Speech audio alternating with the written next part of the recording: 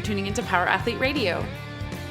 Earlier this week, we lost legend Dr. Fred Hatfield. Better known to some as Dr. Squat, Hatfield served as inspiration and knowledge for those of us in the strength community. To say that Dr. Hatfield was a gifted lifter would be an understatement, and to say that he was an incredible human, an insult. Frederick was raised an orphan from his birth until he was 18. Then he joined the Marine Corps, and later he earned his PhD in motor learning. No matter if Dr. Hatfield was shattering world powerlifting records, which he did twice, or writing about the science of training, he did so by pouring his heart into each endeavor. Dr. Hatfield was known to be an eloquent speaker, and particularly so on his favorite topic of passion. We were lucky enough to sit down with him for a special episode of The Long Road. Here it is, The Long Road, and episode 208.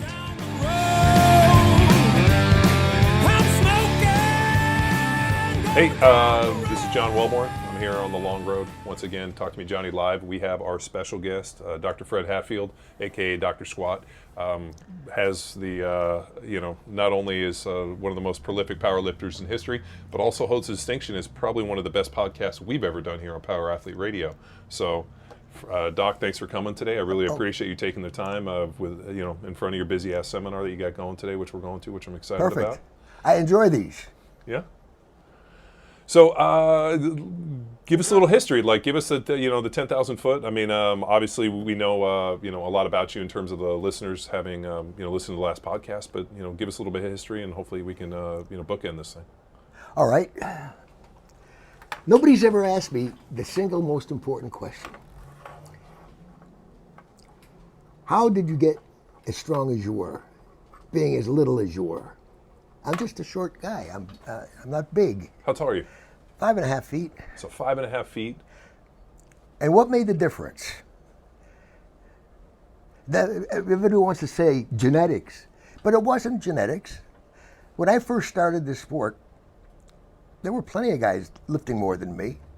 I had to figure out how to beat them, and I had the good fortune of going to the Soviet Union early in my career as a powerlifter and studying strength under the tutelage of probably the greatest sports scientist the world has ever known, Yuri Verkhoshansky. He was the guy that led the Soviets to many, many, many gold medals in Olympic lifting and all of the other sports. The Soviets dominated all of the world of sport, so many sports in the early days, especially in the 60s. So Verkhoshansky taught me the concept of compensatory acceleration training, CAT. You compensate for improving leverages throughout a lift by accelerating the bar. So for example, if I'm able to squat 1,000 pounds, I go down into the hole, how much do I push against the bottom of that bar? And it's got to be more than 1,000 pounds, because if it was just 1,000, the bar would be sitting motionless in midair. So I got some equipment put in my gym, made by what was the name of that? I'll think of it. It was isokinetic equipment. But I was able to push as hard as I can, and the clutch plates in the flywheel were such that it would create tension inside the machine, and I could only move the bar at a certain rate of speed. I could set it to move a foot per second or 2 feet per second and so forth. So by controlling the speed of movement, I knew exactly how much force I was putting against the bottom of that bar at any given moment during the conduct of the lift. I think you called it a torquemeter. Was that the torquemeter we talked about last time? It might be. I don't remember the name. I just used it. Yeah. But so, and I finally figured out that the real key to lifting a big weight was to push the weight as hard as I could every inch of the way, not just in the first half a foot or a foot to get past its sticking point and then ease it on the way up. No, you push every bit as hard as you can every inch of the way, thereby increasing the amount of time under maximum tension. Everybody talks about time under tension. Sure. It's not. It's time under maximum tension. A baby can put tension on something But that's not going to build strength. You got to put maximum tension. It's got to be overload tension, more than you're used to doing. And so I can accomplish in one workout what it would take other guys 5 workouts to accomplish just by using CAT. And that was a very important key. Now, there was another element of that I contribute to my success. And I hesitate almost to talk about it because it's very spiritual. You know, in the Bible, for example, Jesus talks about climbing into your closet when you pray. What do you mean by that? A physical closet? No, of course not. No, I think he talks about like most athletes, this idea of retreating within yourself, having a space where you shutting down your mind. Yeah. You're not thinking of anything. It's 5 senses are shut down. You can't smell anything. You can't feel the sweat in your face. You can't gag on the chalk dust in the air. You can't even see the crowd. All you can do is go down and up one time. If you can get to that point of being in a real closet, you don't feel the weight. Well, at all. Isn't that effectively, being able to limit your senses to be able to focus on one specific task? Yes. And years ago, there was a doctor in Newport Beach, a guy named Dr. Jin at a Newport Research Center, and he brought in certain people, and he was able to come in and show that certain parts of the population have the ability to focus, slow time, and do these things that people, assume are, superhuman, like Mario Andretti driving 200 miles an hour. Or elite athletes all have that capacity. Sure. After all, what makes them unique? As elite athletes, they're able to focus all of their attention on one specific movement at a time. They don't have what they call a monkey mind, with thoughts running back and forth in their mind. Oh my God, I hope I don't get hurt, or I wonder what my wife's doing with that guy in the back of the room. Nothing is in your mind. Well, it's like I'm sure you've heard the old story about Ted Williams, where Ted Williams, one of the greatest hitters in Major League Baseball history, all of a sudden he retires and they want to bring him in as a hitting coach. And he was an incredible hitter, great baseball player, terrible hitting coach. All he did was scream at the guys, "You can't see this pitch, you can't see this pitch," and he's calling the pitches out for these guys. And they looked over at him and they were like, "How do you know what pitch is coming?" He's like, "How do you not? I can tell by the rotation on the laces." And the guys are like, "You can see the rotation of the laces?" He's like, "You can't." So they started writing numbers and writing things on the ball and throwing them, and Ted Williams could tell every time what was on the ball. He had the ability to slow it to the point where he could actually see the rotation. That's incredible. Of the laces. That's but incredible. I've run into for me, playing in the NFL. I never heard the crowd, and all the plays were in slow motion. Yeah. So when guys ask me, like, "Did you see that move?" I'm like, "I saw it a mile away. I saw the guy move his hands. I saw this." And, that's what it takes to play in the big leagues. Yeah. That's what it takes, and it's not an uncommon attribute, but it's all too uncommon amongst the rank and file lifters out there. They simply don't understand that they've got to slow everything down and focus on going down and coming up. And that's all they focus on. They don't focus on the weight on the bar. Well, I mean, it's pretty interesting. Like I always, like we talked about a little bit earlier, having, as a young lifter going in and training and, using the barbell basic training lifts for football and for my sport, training in, George Angus' garage, I got an interesting observation of watching some strong guys show up and lift some big weights. And when I was a little kid, 14 years old, and I'm in there racking weights, I was like, why do they have so many weights, plates on the bar? And what I didn't understand was that you have to keep driving adaptation, that the minute that it becomes easy, you have to continue to climb. That's why they call it overload. Yeah. And it seems like it's something that's lost, that like the minute it becomes easy, you have to constantly be challenging and forcing adaptation and driving adaptation. So what you effectively did was not only found a way to drive adaptation, but the ability to continually do that by moving the bar as fast as possible. Yeah. And I'll tell you something else too. And I've tried all of the tricks in the book. Years and years before Louis Simmons or anybody else was doing elastic bands and chains, we did them. Back in the 50s, I remember lifting that way. Using compensatory acceleration against accommodating resistance?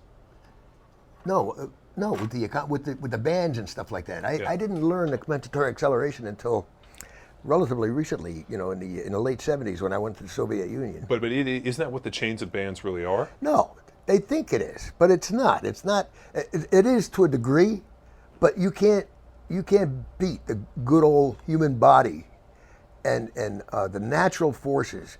Your body is not designed neurologically to recognize elastic band tensile strength or something getting heavier and heavier as you lift it off further and further off the floor like a big old chain. It's like an unfamiliar territory, and your body doesn't recognize it. Your neurological system isn't geared to handle that kind of strange. Do you think it overloads the central nervous system? I think it shuts it down because it's not recognizing it. Interesting. So I never used that stuff. I tried it and decided that I could do it better on my own, and I was able to prove it to myself with that strain gauge. I forgot, what'd you call it again? I thought you told me it was called a torquemeter. Yeah. Like I got a mental block for the moment. But anyway, so what I found out... We'll just call it, the strainometer. I like the strainometer better. To bring that story all back home,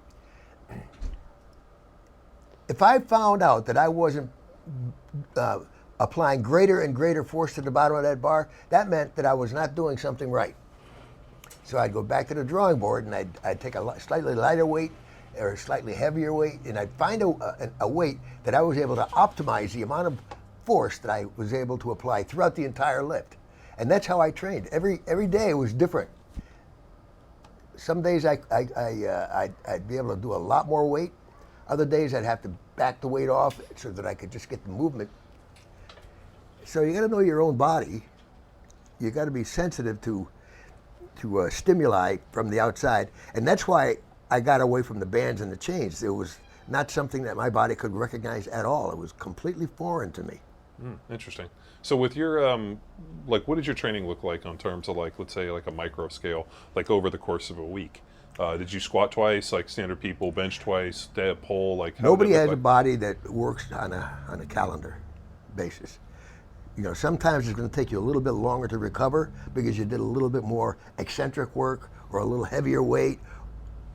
And sometimes you'll recover very, very fast because you didn't do quite as much weight, or you were working a different muscle group or some such thing. So every muscle group and every movement has its own rate of recovery. That years of experience you get to know. You plot stuff down, you write stuff down, you keep perfect records. And after a while, it starts to get to be second nature to you, where you know exactly how much you have to do and how many days after your last workout are you able to get another workout in. And for me, it was I go by feel every single lift. I go by feel. If I feel ready, I know that I squat 4 days ago, so I know I'm going to be ready. But 3 days, maybe not enough, so I'd have to take another day. So every fourth day, I was lifting something big. On other days, I might do the same lift or some assistance work, but with lighter weights or with greater speed. For me, the only one that really taps me out is the deadlift. So for deadlifting, maybe once heavy, maybe every week, 2 weeks, couple weeks. Yeah. For me, I can squat way more often. I can squat heavy 2-3 days a week. Yeah. Deadlifting more than once a week to me is I was the same. Fucking destroys me. Yeah. Why is that? Because the weight is out in front of you so far that you're putting a tremendous strain on your low back. With squatting, I never had to worry about that because in the off season I didn't have the weight out in front of me like most lifters have the weight on their shoulders like that. No, mine was with a safety squat bar, and the bottom of the bar would torque forward, so that it was in the midline of my body, and I had no strain on my low back or on my knees or anything. I don't know if you listeners know, but Dr. Squat invented the safety squat bar, and actually, I'll tell you a little bit of history. George had one of your original safety squat bars, and when he passed away, I hit up his widow trying to buy all of his old equipment, and she lied to me and told me that she had thrown it all away, which she had, and she actually sold it to somebody else who contacted me about a year ago, said he had it, and I've been meaning to go up and try to steal it from him. But there was an old gym in Costa Mesa called Metrics. You remember? Oh yeah, Metrics. Sure. Yeah, Scott Connolly's gym. I did some work for them. So they had one of your original safety squat bars in there. So I went in there and joined the gym because they had the bar, and then I walked in one day, and they had sold the gym to some the 12, some like basically this like real bad kind of boot campy CrossFit kind of gym, and they were getting rid of all the equipment. And I went in there and I was like, hey, what are you gonna do with that old safety squat bar? And the guy goes, it's outside in the trash. And so I went out and I recovered it. And we have that in our gym, and when people come in, like I'm like, dude, this is, they don't realize, I'm like, this, one, they don't make them like this anymore, and two, for me, I remember squatting on it as a kid, but this one I think is black, whereas the one I think George had was like a red, almost like looked like the interior of like a 60s Cadillac. Yeah. It was like a red kind of velour-y thing, Yeah. or like a like plastic. So no, but for those of you guys, and everybody's gone off to since rip it off, but how. What was the rotation of safety squat versus just a straight bar? Did you do all like your heavy weights with the straight bar and then all your assistants work with the safety I squat? never used a straight bar off season at all. Wow. In the last 8 years of my competition. And I didn't invent the safety squat bar. Oh, fuck, I didn't know that. It was invented by a guy by the name of, I forgot his name, oh my goodness. The Jehovah Witness preacher from New Jersey. Never lifted a weight in his life. Then he showed up at a fitness fair with that bar, and I said, "What the hell is that?" So he said, "I wanted to try it." So I did. I fell in love with it instantly. Sure. And so I got to be close friends with him. I think he's dead now. It's been quite a while, but. So I asked him, "Hey, you looking for somebody to endorse it? I have a pretty good name out there. People might." And it ended up being called the Hatfield bar. Yeah, Hatfield bar. But that was my affiliation with the bar, and it wasn't me that invented it. Well, I popularized it. We used to do the Hatfield squats, where we held on to the, we used to have handles on the Handles racks. out here, yeah. And then we got into this idea of basically being able to put your hands on the bar, like do a free squat with it, and then we got to the point where it I was think like, that's a bad idea. I don't like my hands here, because what happens is, You pull almost yourself invariably, down. you pull yourself forward. So I keep my hands here to keep myself perfectly upright. If I have to spot myself, I can. Sure. I'm not worried about spotting myself. It's not cheating. I'm only in workout here. I'm not in a competition. Sure. So, but by having my hands on the uprights, I'm able to completely control my angle of pitch, so that I'm always perfectly straight up and down. And then your glutes and your hams and everything gets much more targeted overload, and it's not dissipated in the low back region. What's the heaviest you ever handled on the safety squat? 1,200 pounds, give or take, per set of 5.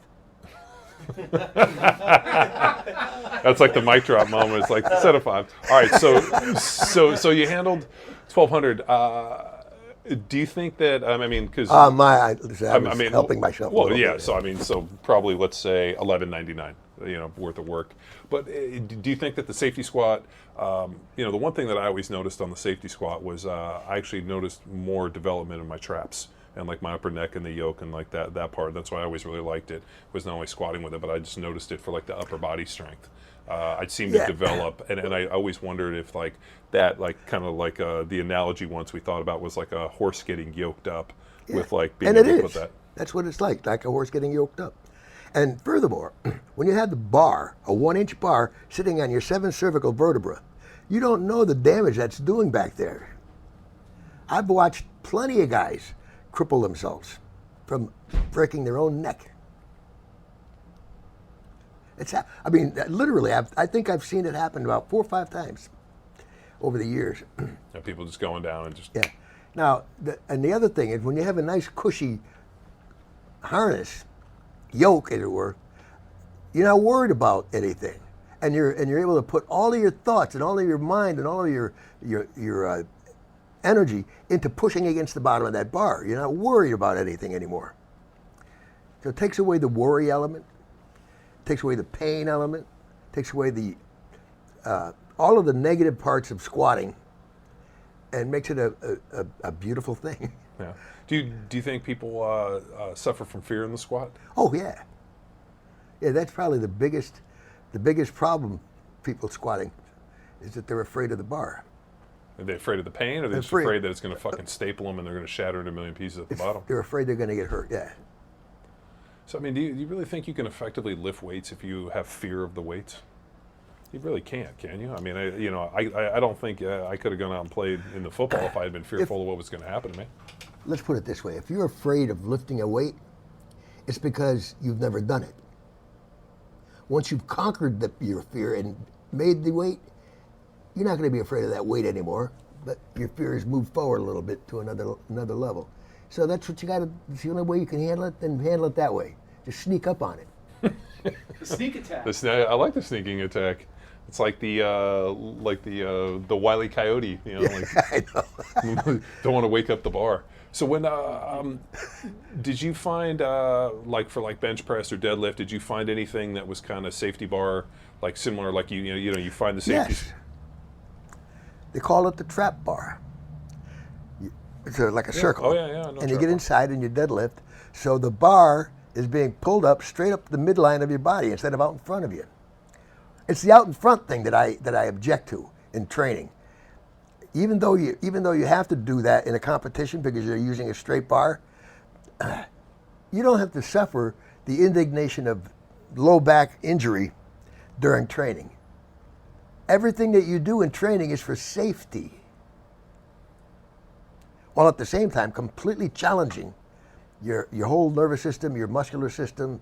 You got to challenge it beyond what is normally used to being challenged every single time you work out, but not to the point of hurting yourself. It doesn't make any sense to me. So I'm a big believer in the trap bar, and I'll tell you something else. That's for deadlifting. For benching, I have another revelation for you. What is it about benching that's so dangerous? I'll tell you what it is. Here you have, let's say, 500 pounds in your hands, and your scapulae are pinned to the bench behind you.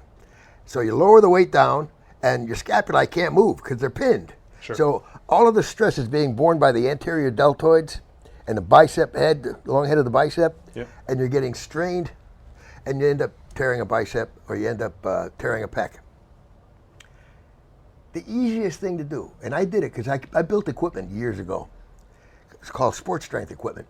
I had a bench with two pads underneath my scapula that moved in and out like this against the spring, so that I never got impingement of my scapulae from the weight being heavy. And my regular bench, my best bench was about 550 pounds, and I did 600 pounds with the scap pad. Wow. Just by freeing up the movement. And it didn't hurt. Wow. I never could figure out, never could understand why that scap pad bench didn't take off, because it was such a beautiful thing. So what was it? It was actually like, let's say there was a bench, and then obviously the pieces move this way? Yeah, 9 inches or 10 inches, all right? And here's the bench right here, and the scap pad was here, and the scap pad was right here, and they moved in and out like that. And So as you brought the weight down, and the scaps scap ended would up- come together. Yeah, would come together. And then as I pushed it, the scapulae were free to move back out. They weren't getting pinned anymore. Wow, that's pretty good. No, I It never was heard so of that. simple. It's so simple even a caveman could do it, huh? And nobody came up with it. And Well, nobody- Are I you mean, making like a shopping list now for the next? Well, I'm for a gym that we're building? trying to figure out. I'm like, man, first of all, we Get- got to figure out how to get some of this Yeah, stuff. well, you got to build it because Yeah. nobody's building it. My former partner lives in Pennsylvania. He'd probably build it for you. I think he's still building benches every once in a while, but he's who's the only. this? His name is Trevor Smith. Okay. You ever hear of the Smith machine? That was his father. Oh, yeah. It's vilified, isn't it? The most overused piece of equipment I've ever seen in a commercial gym, the Smith machine. I did my gig many times over as an expert witness in court cases. Almost always it had to do with the Smith machine. Yeah. Almost always. I've watched more people do more stupid stuff on a Smith machine than I've ever seen. Gold's Gym in Venice got hit $16 million. They don't like me very much at Gold's Gym. Why? Because you went in there and testified against them? I had to. I mean, that's what expert witnesses do. So you testified what, that They were negligent. they were negligent? Well, I mean, aren't most gyms negligent? And just, not only in quality of equipment, but also in equipment upkeep and just... Well, in this particular instance, there was a safety stop built onto the Smith machine. they took it off because nobody liked it. Oh. So down goes the guy, and he's a paraplegic to this day. Oh, jeez. 16 million bucks. Do you think we could avoid a lot of these problems if we actually taught basic strength training to younger kids or at a more basic level? Yes, and that's what my seminar today is going to be all about. I know. That's why I'm trying to give you a lead-in. To talk a little bit about the seminar that we're actually here today. These are called volleys. Just trying to let you smash them out of the park. John's good, isn't he? Let me put it this way. I just got through giving you a big hint about working out. You don't have to replicate a competition in workout because it's not safe. So make everything safe in your workout by using kind of equipment that we've just been talking about, and by not going to the point of failure. Everybody talks, you got to go to failure. You don't have to go to failure. You compensate by doing compensatory acceleration with a lighter weight. Then you're never going to get hurt. So, we use. It was interesting, and I remember the reason I hit you up years ago was we had just got done with a big training cycle, and we have a pretty big group of people with our back end training program, and we did a big testing thing. And the thing was amazing was the numbers. Everybody got bigger and stronger. When I started watching videos, the one thing that struck me was how slow everybody was. Yeah. And I think I remember I hit you up, and we started talking about it. And my big thing was like I just thought compensatory acceleration was something that people inherently understood. The idea that you always want to move the bar with max acceleration, because for me as a football player, I mean, the ability to go from here to here, and especially to be able to accelerate my hands, like it just made sense with the barbell. I should always move this. And same with jumping or squatting. I mean, nobody jumps on a box. But nobody's or jumps teaching kids simple movement skills anymore. You know, back when I was in grade school, I remember doing drills after drills after drills with our grade school PE teacher. And they don't do that stuff anymore. I heard some rumors about you as a gymnast. I can't remember if you told me or somebody else told me, but I heard that you, after you got out of the military, you ended up going on and we were on the gymnastics team. Yeah, at Southern Connecticut. Yeah. Southern Connecticut, and we heard a rumor. Who told us? Was it you know Tom Inkledon? Tom. Your name. Human Performance Specialist is his company out. I believe he worked with your daughter and was a contemporary of hers, and he also worked in Zadaskorsky's lab in Penn State. Yeah. And so Tom and I know he's good friends with your Oh, daughter. now I know who you're talking about. Yeah, so, my daughter went to Penn State. Yeah. So but I remember Tom told me a story of something about you being able to do freestanding handstand push-ups. Oh. And like something like 50, 100 in a row, no problem. I got into an argument with a weightlifter. No, with a gymnast on a flight coming back from the World Championships. He's telling me that he could do more handstand push-ups than I could because he's a gymnast after all. And I said, I'm a gymnast too. And he looks at me and says, you weigh 200 pounds, what are you talking about? So I did. I kicked the handstand right in the aisle of the plane, and I cranked off 20. I said, match that. And he couldn't. So how did you go from, obviously you, there was and somebody messed around on your Wikipedia recently. I don't know, you got to check it out. Somebody changed your nickname to, I think it was Dr. Master Blaster Pro Super Elite Gamer. Bro. Yeah, it was funny because we'll go back. Who would do something like that? Some fucking jokesters. But it said that you grew up in an orphanage? I did. So you grew up in an orphanage? I did. I every day working, milking the cows, weeding gardens, plowing fields, stuff like that. And then you went in the military. When you got out of the military, you went back to college? No, first I went to Springfield College. I was going to be a gymnast because I love gymnastics, and that's where you go to be a gymnast at Springfield College. But I didn't have any money, so I said, "I want this. I'll do the Marine Corps first, and when I get out, I'll go back to college." So that's exactly what I did. And then how did you get from gymnastics into weightlifting? I've always been a weightlifter. The first time I lifted weights, I was 12 years old. Coming home from school one day, I saw some older guys lifting in a gym, in a garage. So I stopped and I looked at him because I had never seen weights before, you know. And the kid, the older kid said, "Come on over here, let's see you try this." So I did. I picked up the weight on the floor. I didn't know what I was doing. I pressed it a few times and put it down, and all of the guys going. It was 125 pounds, and not a one of them could do it.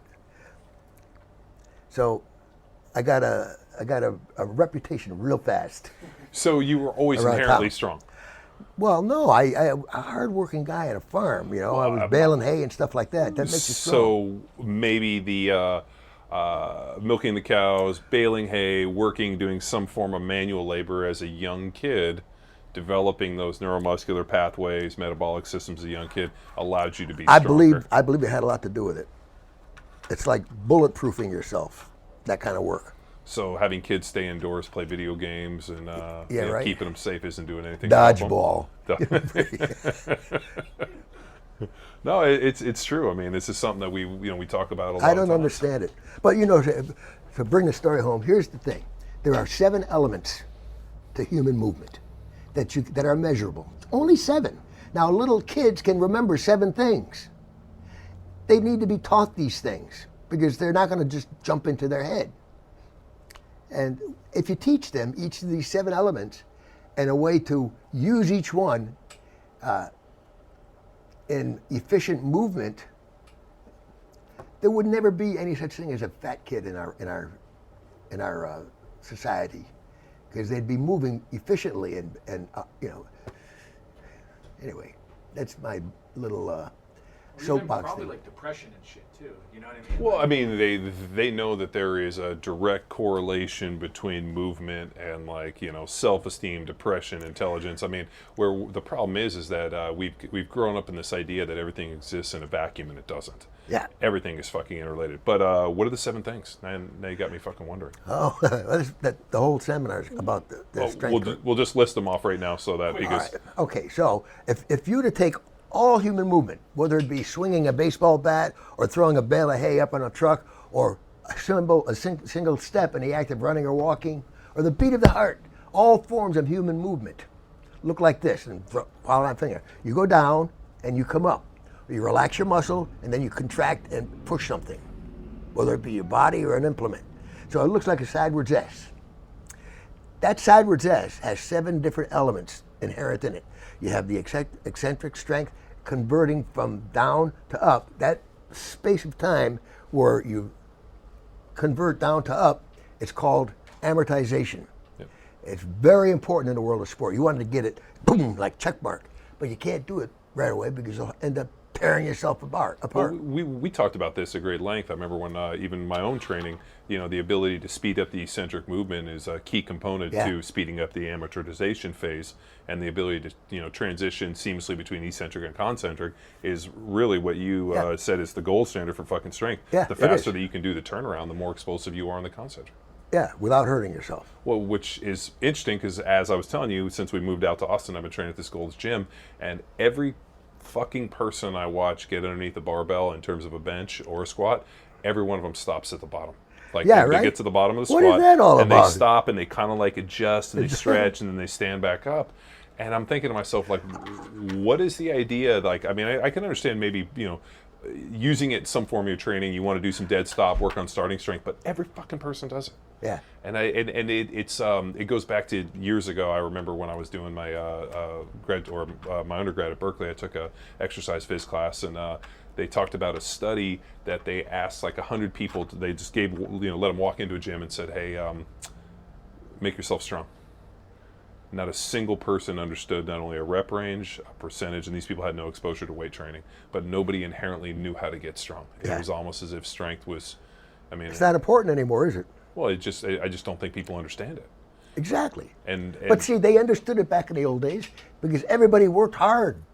Everybody lived on a farm and baled hay and stuff like that, So it was in their best interest to understand the nature of strength in order to get through life. Well, one of our buddies who actually lives, Ed. Yeah, Cosner? Ed Cosner. Yeah, he lives down here. He has a deal where he wanted to go back and lift all these kind of stones around the world and go to Scotland. And there's like the different stones, and we were talking about it. And he said that there's the fisherman's stones, and there's 3 different stones. And based off of the stone you could lift before you went on the ship was if you got paid a full portion, a half portion, or a quarter portion of. And where these stones were?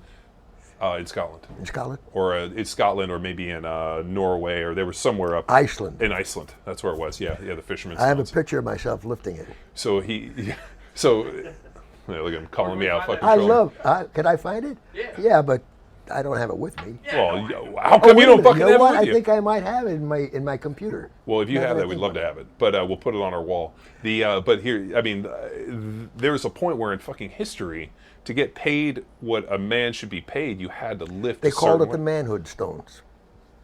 That's what they were called. How heavy was the biggest one? I don't know. It was bigger than I could lift.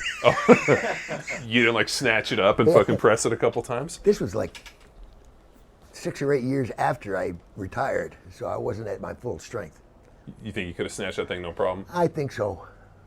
Not snatched it, but Yeah, certainly definitely lifted got it. under lifted. Well, I mean, yeah. So he was talking about wanting to go back and lift all these historic stones, but Oh, look, that's it. I just remember that was kind of an interesting one that and originally when he started talking about it, I was like, did you lift these after you get off the ship? He was like, no. You had to lift these fucking stones to get on the ship. Yeah. And there was one stone that if you couldn't lift the last stone, they sent you into town and you were labeled as worthless. And so like That's a true story, actually. yeah.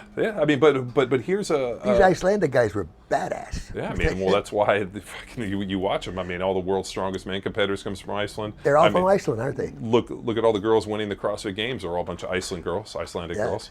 Do you know that at one point in my career, I went to Iceland twice, and I gave a week's 10 days worth of seminars for the university there. So they made me the honorary coach of Iceland. So they know all of this stuff because I taught it to them. So why has strength fallen out of favor, or do you believe it has? Do you think people are not as interested in being strong as they used to be, or you think it's, I or you know think it's that's- caught a resurgence? No, I think the former. I think they've lost interest in it. Now they want a trick. They want a trick to help them lift the weights. It's like become a circus act to squat anymore with those damnable suits on and stuff like that. Yeah. It's circus crap. That's not strength. They can bitch at me all they want. I can take it. It's circus. Well, as when at our gym, I remember I bought a monolift, and we were squatting out of a mono because what was cool is we could adjust the height, and so we could have 4 or 5 different guys all trained on the same rack instead of Yeah, that's cool. Yeah, be able to go up and down. I remember when I told George that we had a mono, he almost had a fucking coronary on the phone, and told me that it's not a fucking lift unless you walk it out. He's right. And He's yeah, right. and he's like if you don't walk the fucking weight out, I don't give a fuck what you squat. It's No, he's not right a good about lift. that. It makes it a big, big difference. I'm going to tell you where the monolift came from. When I was in Hawaii doing 1,014 pounds, I had made a decision that I was going to have the guy pull the weight, or pull the rack out from underneath me. I lift the weight off the rack, and I had a guy pull the racks out. That's where the monolift came from, because it wasn't against the rules. They changed the rules. They call it the Hatfield rule now, where you got to. Look at you, just circus lifts, trying to cheat.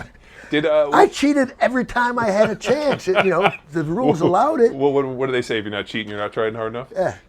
Did you squat that 1,014 in a marathon suit? Did you wear one of George's suits for that? I sure as hell did. Yeah, and the marathon gold wraps, and I remember George was very proud I of don't that. know about the gold wraps. Probably. Oh, well, I mean, George probably threw that shit in there anyway. George was like, he's wearing the marathon, because I remember he had that picture, and it was like a big deal No, for George him. used to take good care of me. He always supplied me with a suit and a T-shirt that said marathon on it and stuff like that. But you said George wasn't strong. Well, I don't know how strong he was. He was an Oh, old man. he was stronger than the average bear. Yeah. But he wasn't competition tight. Yeah, he his big claim to fame, he was the Thompson powerlifting coach, and so he used to talk about those guys a lot. That's So, cool. Yeah. So he was good for the history. I mean, for a young kid just trying to get just wanted to lift weights. It was I love George to death. He was always so helpful and went out of his way to help people. So I always liked him. Yeah, he was great. Yeah, I mean, I can't say enough, but he did have a definite chip on his shoulder. Yeah. And I think it was because he wasn't as strong as he always wanted to be. I wouldn't be a bit surprised. Well, I mean, you think about it. If you're in the strength game, you make the suits, you're here, you're there, you know all these guys, and you're not able to lift the big poundages, it's got to be fucking hard. And you guys are about the same height, too. Yeah, so. we're about the same size and height. Yeah, he wasn't all that tall, which kind of makes me laugh, seeing as I was like 6 feet when I was 14, and I'm fucking looking down on him. So, you know what? I've been around pro football players my whole adult life, because they naturally gravitate to me because I could teach them how to get strong. And it never dawned on me that these guys were bigger than me. I always figured them to be smaller than me. Not because I never measured bigness by height. I measured bigness by how much can you move. Sure. And so you worked a pretty good amount with the Raiders, you said, when you were living out in Northridge? Yeah, quite a few of the guys used to come over. And some of the track and field guys from UCLA and like that. Who of those old football players was impressive, you think, could have done pretty well in the strength game? Well, Lyle Alzado being one, but... he lived in my hometown because I grew up in Palos Verdes. Oh, is that right? And I trained him. And I'm the one that orchestrated his comeback into football. My Lyle Alzado story was we were little kids at the beach, and I had to be probably about 10 or 11 years old, and we were like, you remember Redondo Beach? Yeah. Remember the big ramp that goes up? There was like a snack shack and like that big ramp. I vaguely remember. So we were kids, and we were hanging out after we had gone surfing, and we're waiting for our moms to pick us up, whatever, and we were at the bottom of the ramp, and Alzado comes walking up, and he was running the ramp up and down. And the ramp's, about 60 yards. Yeah. And I remember him standing there in a tank top, and his chest was so big that you could have easily have sat a drink on it. And he was probably to this day, he was probably the most physically impressive person. I remember thinking to myself, yeah, he was an impressive guy. Unbelievable. And we watched him run that ramp probably a good 20, 30 times, and people were just standing like clapping, watching him run up and down this ramp. And was this during his competitive years, or during his? Yeah, this would probably been 85, 86. Well, that's when I trained him. Yeah, he was a fucking monster. I'd never in my life seen anybody that big. He also drove a convertible Rolls Royce, I know, because he almost hit us a couple times. That was when I was training him. So you think he was pretty strong? I mean, yeah, he was very strong. He doing. I never had him do any max lifts, because he was a football player, for heaven's sakes. But he didn't have any trouble at all doing sets of 8 with 750, 800 pounds. Wow, in the squat, give or take. That's pretty impressive. Yeah. Always Hatfield squats, safety squat? Always. If we didn't have a Hatfield bar, we would go ahead and use a straight bar rather than miss a workout. But I took that thing with me everywhere. Sure. Nice. What about what's up? What about young athletes? You want to talk about just development of younger kids, and because you're talking about hard work. Fucking he made a great point, and one of our programs is called Field Strong, and the reason it's called Field Strong was when I went to the Philadelphia Eagles, and I grew up in Palos Verdes. I didn't grow up on a farm, I didn't grow up on any of that stuff, but I grew up with brothers, and we fought and wrestled, and I boxed as a young kid, and I was in martial arts and fighting, and that was always big for us. And when I went to play for the Philadelphia Eagles, we're in there lifting weights, first day, everybody's in there fucking trying to show off. And I remember there's this big country dude barely benching like 225. And I'm like, look at this fucking big fucking country bumpkin. Can barely bench 225. And then we went out to go play. All of a sudden I line up next to the guy, I'm playing left tackle, he's playing left guard. I sit back, and the dude punches a guy and almost knocks him off his feet. And then we went to go double team a little bit later, and he hit me and almost knocked me down. I'm thinking to myself, fuck, this dude's fucking tossing people. He's big and strong. He barely benched 225. So I slid up next to him at lunch and was like, "What's up? Like, what's going on?" The guy's like, "Well, I never really lifted weights. I grew up on this hay farm, and playing football seemed like baling hay." And he went through his whole training. You can't fight with a farm boy. I'm sorry. And so at that point, when he started talking about what he did for his training, I went back in my off season and was like, I need to start putting together some what I call field strong, because he was like cock strong, field strong, country strong, all that, and he just called it field work. Yeah. And that's why. Understood. Yeah, I mean, and that level of training. And so when people are like, "Oh, what kind of training do you do for kids?" I'm like, fucking, you make them pick up a wheelbarrow, make them pick up and do a lot of these kind of physical training That's things. why I'm a big believer nowadays in strongman competitions. I think they're great for Mrs. Jones, the 60-year-old grandmother, and they're great for little kids. Flipping tires, the farmer's walk, Yep. all of those are great exercises. If I were a younger man, I would have been doing that stuff myself. What I did instead, interestingly, was all of the same things that they do in a CrossFit gym. That was my boyhood. I could have, if slightly younger than I am now, I would have been the world champion CrossFitter because I could do all that How stuff. slightly younger? Like 5 years, 6 years? No, 20. Okay, 20 years. so you think I'm old, man. What are you talking about? so you think you could win the CrossFit Games Oh, in with your 50s? no doubt in my mind. No doubt in my mind. I Go in could there do a and flag any day. I could do iron cross and pull out, stuff like that. In your 50s? In my 40s. Your 40s? Yeah. Shit, we should have fucking go back in time and get you into this CrossFit thing. Yeah. So, But see, that's the stuff I did. Are you a Farmer. fan of the CrossFit stuff? Huh? Or, well, I mean, are you a fan of it?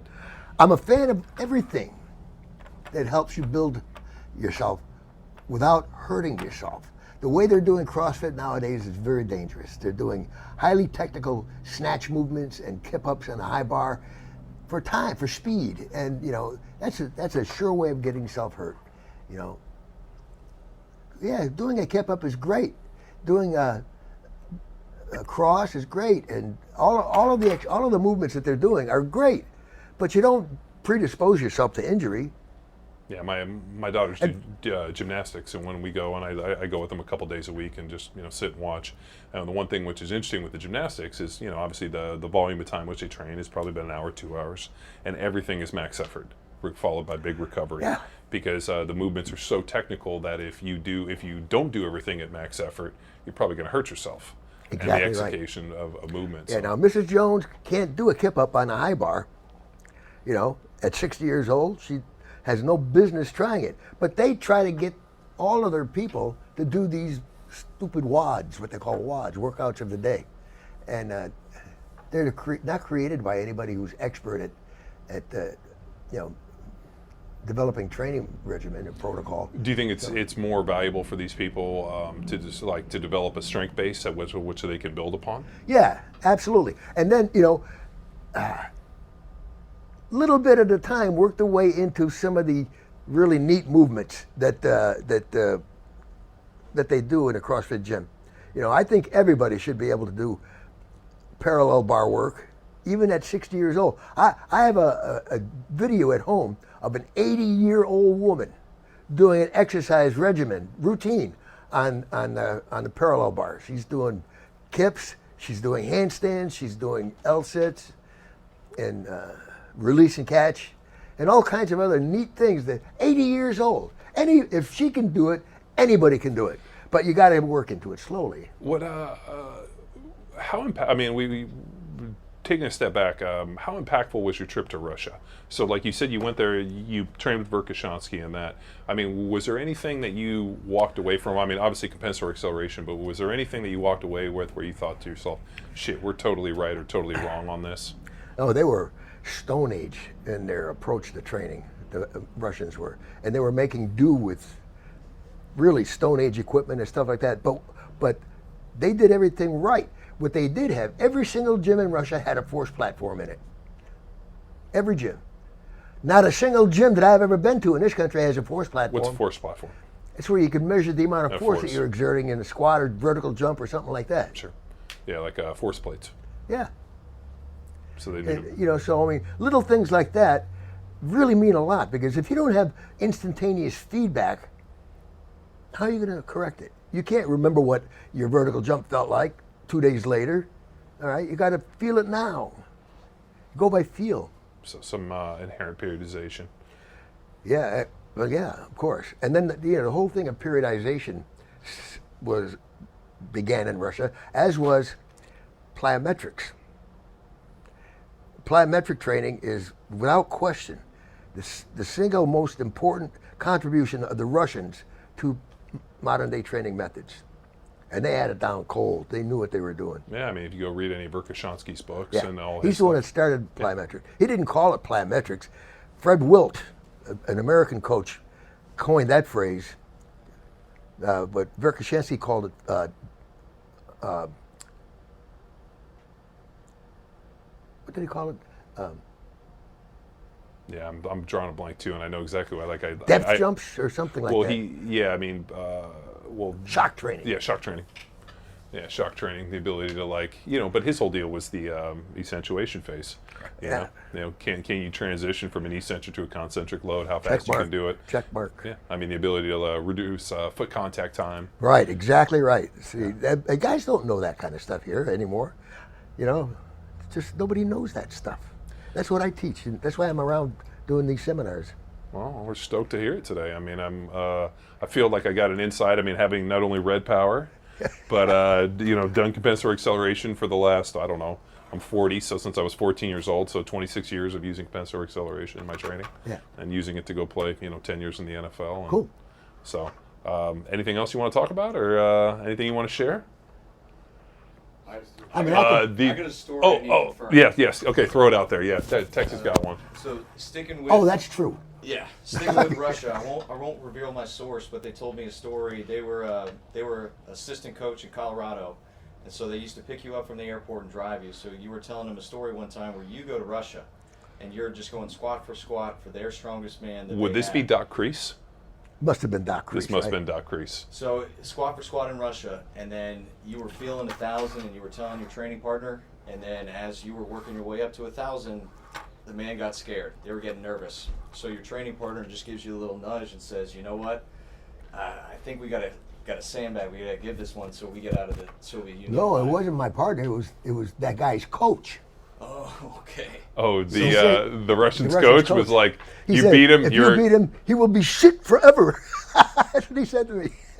When I So I let him save face. We went away with a tie. when I took my trip to Colorado, I met Doc Crease. Yeah. Yeah, he's a good dude. Strange guy, boy. Woo. Yeah. Doc and I have been down the road together. Let's leave it at that. Yeah. Yeah. What else? maybe we can The only other two things I want to rap about was the zigzag diet, which was one of my early, really understandings in terms of how to periodize and how to cycle the diet. The idea of I still believe in the zigzag diet. I have different points of view now. The science has come a long way in the past 30 years on diet. For example, back then everybody was preaching, you got to stay away from the fats. You got to stay away from the fats. And the only thing that your body can use for energy is carbs. So carbs had the pinnacle of the energy which we know is pyramid. not true. Anyway, so that's all different now. Sure. But the zigzag dieting is still important. And it's very simple to remember. If you're not doing anything over the next 2 or 3 hours of your life, eat very little. If you're doing a lot in the next 2 or 3 hours of your life, eat a lot. You eat for what you're going to do. You never eat for what you just did. Well, we always the way I always understood the zigzag diet was kind of a heavy, medium, light. The idea that if I'm going to train heavy, I'm going to eat more, and buy up by 1,000 calories. If I'm here, I eat X, and then if I'm eating less, it's 1,000 less. And I used to let's say I was eating I need to eat 3,000 calories a day. Some days I eat 4, some days I eat 3, some days I would eat 2, and I would kind of alternate back and forth.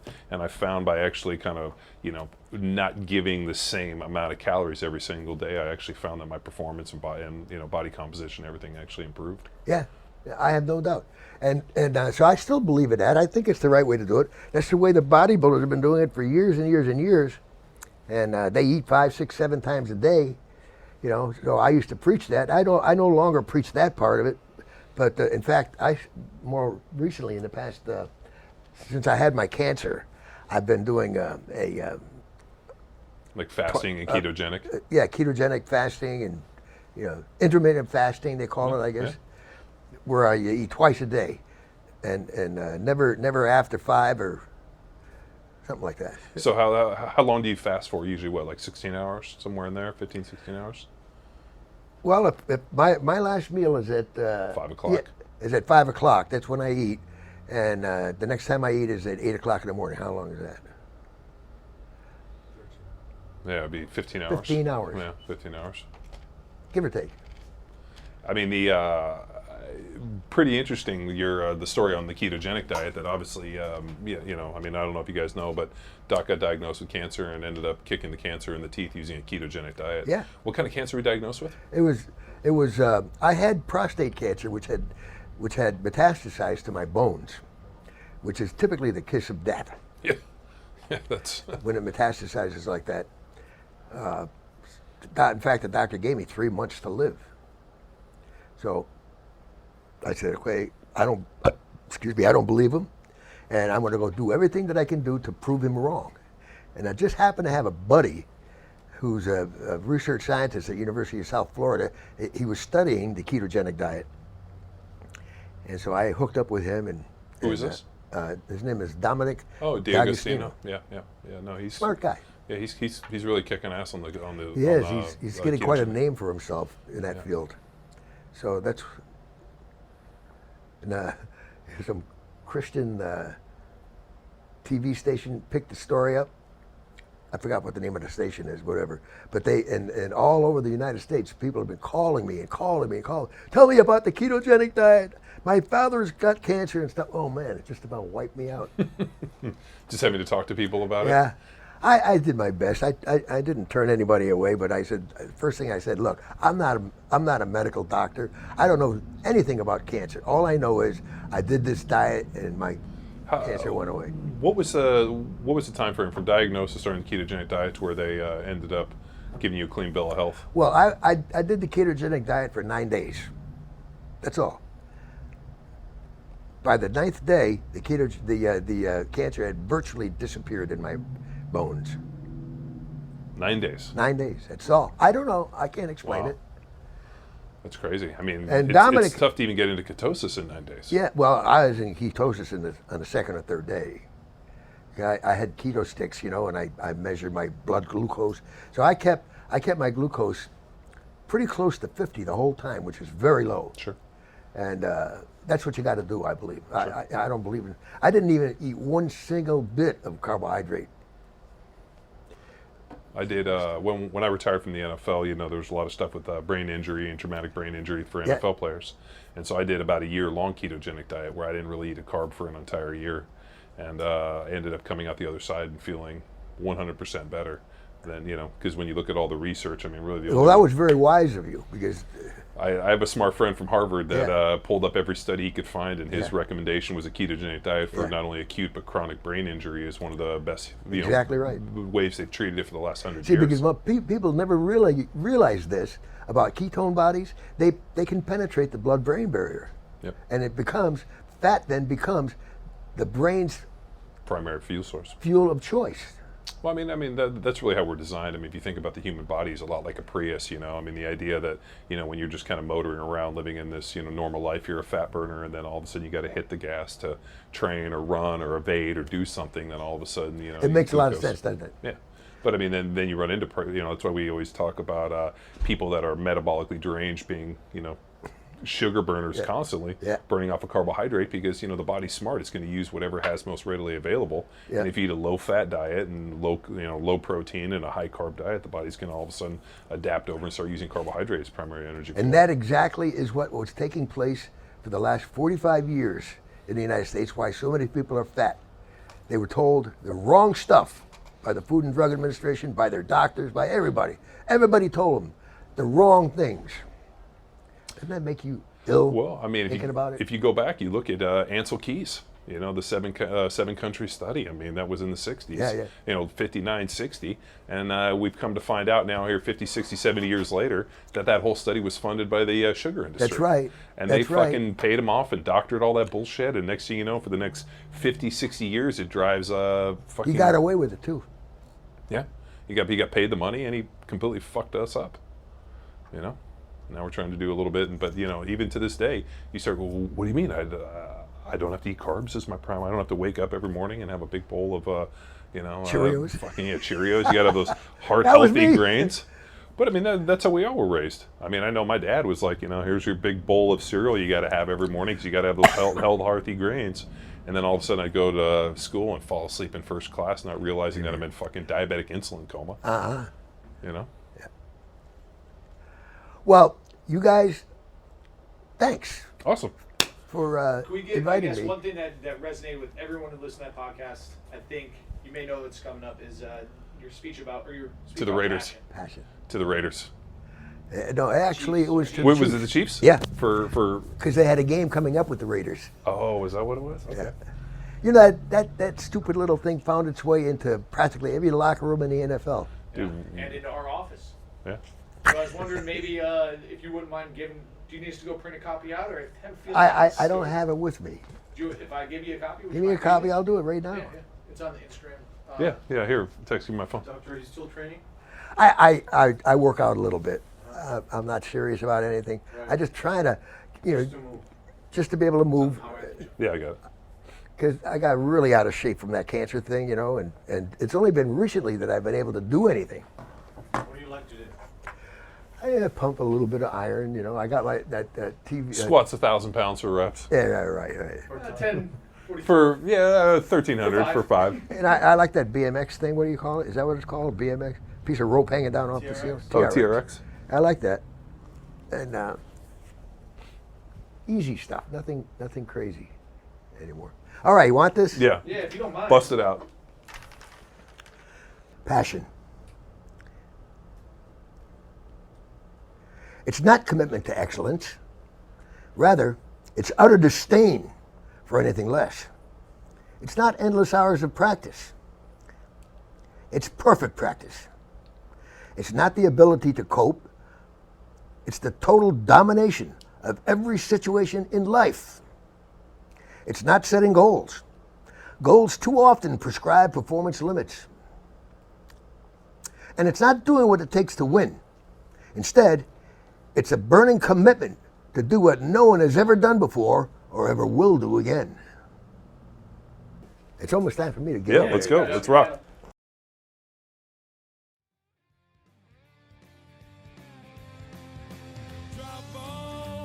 Now it's time for you to empower your performance. Visit this episode's blog post on www.powerathletehq.com to get the video for this interview. The Long Road video contains extra footage and conversation with Doc, as well as John's reflections after speaking with Dr. Hatfield in person for the first time. Linked up in the show notes is also episode 68, our first conversation with Fred Hatfield. Thank you, Doc, for your years of service to the strength community and for leaving no weight unlifted. We are eternally grateful.